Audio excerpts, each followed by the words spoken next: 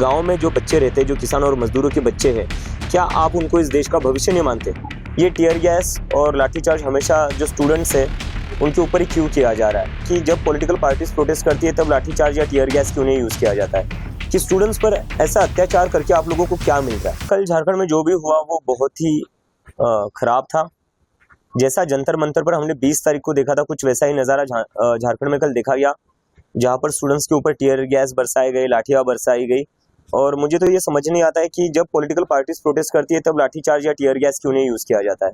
ये tear gas और लाठीचार्ज हमेशा जो स्टूडेंट्स है उनके ऊपर ही क्यों किया जा रहा है। देवेंद्र महतो जी से भी कल मेरी बात हुई, जो इस पूरे आंदोलन का नेतृत्व कर रहे, और उन्होंने मुझे बताया कि वो 9 दिन से अनशन पर थे, उसके बाद भी पुलिस वालों ने उन पर लाठियाँ चलाई है और उन्हें मारा गया है, पीटा गया है और वो हॉस्पिटल में है और उनकी अभी जो सिचुएशन है वो भी काफ़ी चिंताजनक है।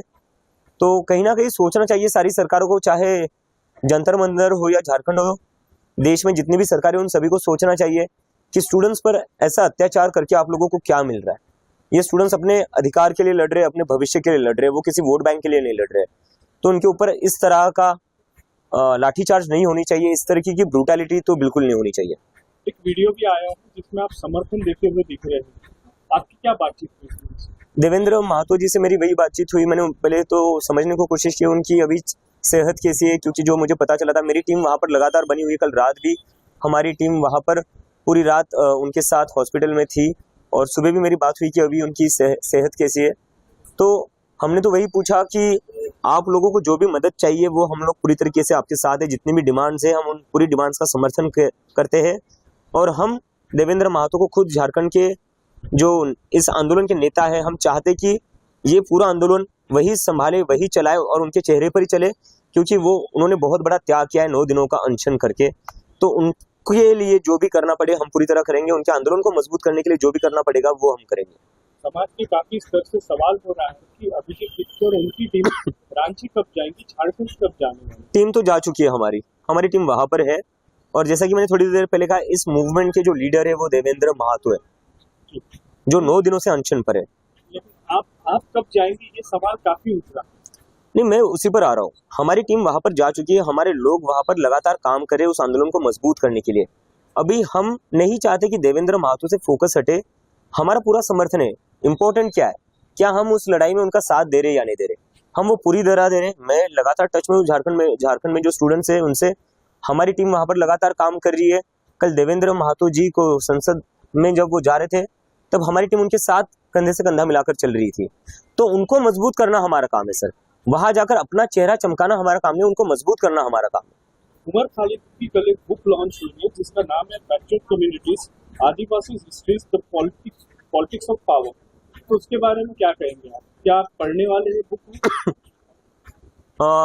मौका मिलेगा तो जरूर पढ़ूंगा, क्योंकि अगर आदिवासियों की बात हो रही है, फ्रैक्चर्ड कम्युनिटीज की बात हो रही है, मार्जिनलाइज्ड कम्युनिटीज की बात हो रही है, तो मुझे लगता है तो हम सभी को उसके बारे में पढ़ना चाहिए। आपको क्या लगता है आदिवासी कम्युनिटीज के बारे में आप क्या कहना चाहते हैं? नहीं, मुझे तो लगता है कि कहीं ना कहीं इतने 80 सालों के बाद भी, जैसा मैं अभी थोड़ी देर पहले कह रहा था कि 80 सालों के बाद भी हमारे जो गांव के स्कूल है या हमारे जो गांव है वो आज भी बहुत पिछड़े हुए हैं। और उसमें अगर हम देखा जाए तो सबसे ज्यादा अन्याय किन लोगों के साथ हुआ है, आदिवासी लोगों के साथ हुआ है, क्योंकि उनके जो जंगल होता है, जमीन होती है, वो छीनी जाती है। उसके बदले में उन्हें क्या मिलता है? उसके बदले में उन्हें कुछ नहीं मिलता है। बड़े बड़े बिजनेसमैन जो होते हैं उनको फायदा पहुंचाने के लिए उनसे जंगल जमीन को आप लोग उनसे छीन लेते हो, लेकिन बदले में उन्हें क्या देते हो? तो आदिवासियों का अधिकार कहीं ना कहीं मारा जा रहा है और उनके बच्चों को कहीं ना कहीं हम लोग एक सिक्योर्ड फ्यूचर देने में फेल हो चुके हैं एज अ सोसाइटी। और हम कहीं ना कहीं उनको अपने जो एक मॉडर्न इंडिया है उसमें भी हम उनको जगह नहीं दे पाए अभी तक। तो हमें लगता है कि उनको इंक्लूड करना चाहिए, उन्हें आगे बढ़ाने में मदद करनी चाहिए, ना कि उनको अलग रखना चाहिए, क्योंकि अभी भी उनको अलग रखा जाता है। 15 अगस्त के लिए आपने एक वीडियो जारी किया है जिसमें सरकारी स्कूलों की खस्ता हालत पर आपने बात की, एजुकेशन सिस्टम पे आपने सवाल उठाए, क्या कहेंगे आप? जी, जैसे कि मैंने कहा कि देश को 80 साल होने को आ रहे हैं आज़ाद हुए, लेकिन 80 साल बाद भी इस देश में जो सरकारी स्कूल है, खास करके ग्रामीण इलाकों में, वो सरकारी स्कूल आज भी ऐसे जैसे पता नहीं वो 50-60 साल पुराने हो। कहीं से भी उन पर कोई काम नहीं किया गया है। और काम करना तो छोड़िए, बंद करने पर उतारू हो चुकी है सरकार। मतलब 94,000 से ज़्यादा सरकारी स्कूल बंद कर दी है पूरे देश में पिछले 10 साल में। और दूसरी तरफ डिमोनेटाइजेशन के बाद हेडक्वार्टर पर हेडक्वार्टर खोले गए हर जिले में, उससे मन नहीं भरा तो नया पार्लियामेंट बना दिया, उससे मन नहीं भरा तो नया पीएम हाउस बना दिया। लेकिन जो गांव में बच्चे हैं किसान और मजदूरों के लिए, उनके लिए ऐसे स्कूल क्यों नहीं बना पाए जिस एक्साइटमेंट से आपने पार्लियामेंट, पीएम हाउस, हेडक्वार्टर्स बना दिए? क्या जो गांव में जो बच्चे रहते हैं, जो किसान और मजदूरों के बच्चे हैं, क्या आप उनको इस देश का भविष्य नहीं मानते? क्या आपको नहीं लगता कि उनको भी इस देश में वही सारी चीज़ें मिलनी चाहिए, फैसिलिटीज़ मिलनी चाहिए जो इन सभी राजनेताओं के बच्चों को मिलती है?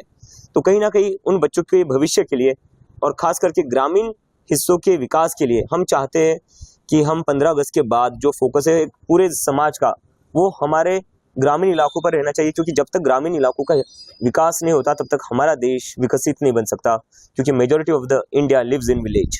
आप 15 अगस्त को हिंगोली भी जाने वाले? जी जी, मैं खुद अपने गांव जाऊंगा। वहां पर मैं अपने गांव के सरपंच से और अपने जितने भी गांव वाले हैं उनसे मैं रिक्वेस्ट करूंगा, विनती करूंगा कि प्लीज़ हम सब साथ में मिलकर जो गांव का सरकारी स्कूल है उसे ठीक करते हैं, ताकि गांव में जो बच्चे हैं उन्हें भी वही फैसिलिटीज़ मिले जो एक सिटी में पढ़ने वाले बच्चों को मिलती है। कल तमिलनाडु से कुछ लोग आए थे जो आपसे मिले थे, स्टूडेंट थे कोयम्बटूर से और चेन्नई से, वहाँ पे भी एक प्रोटेस्ट चल रहा है, उसमें आपने उनसे बात की। क्या लगता है आप जाने वाले किस तरीके? जी, उसका भी हमारा चल रहा है कि, लेकिन मेरी जो वहाँ पर लोग हैं उनसे बात हुई, वो जंतर मंतर पर भी आए थे।